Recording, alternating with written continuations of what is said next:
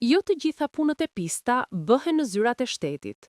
Shpesh, ata që përdorin pushtetin kanë edhe ambiente të tjera përveç zyrave, ku i lejojnë vetes edhe teprime e afrime të tjera në navujt e alkoolit, e jo vetëm, teksa fiksojnë ndarjen e tenderave, licencave, koncesioneve e tjerë.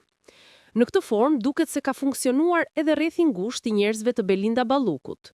Kreu i grupit parlamentar të Partisë Demokratike, Gazmend Bardhi, flet për një apartament sekret pranë liçenit artificial të Tiranës, ku Balluku dhe klani i saj mblidheshin në takime më intime.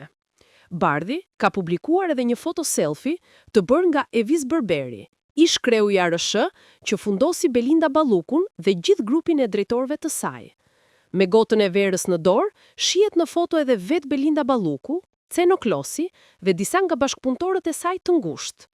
Banda hajdutëve të Belinda Ballukut mblidhej rregullisht në strofullën e krimit, apartamenti 6, shkalla H, kompleksin Nobis, ku ndaheshin tenderat korruptiv të Ministrisë së Infrastrukturës dhe Energjisë.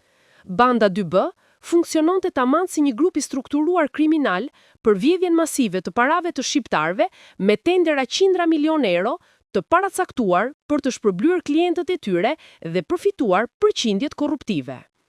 Të njëjtat para përdoreshin më pas në fushat zgjedhore ose në harbime luksi.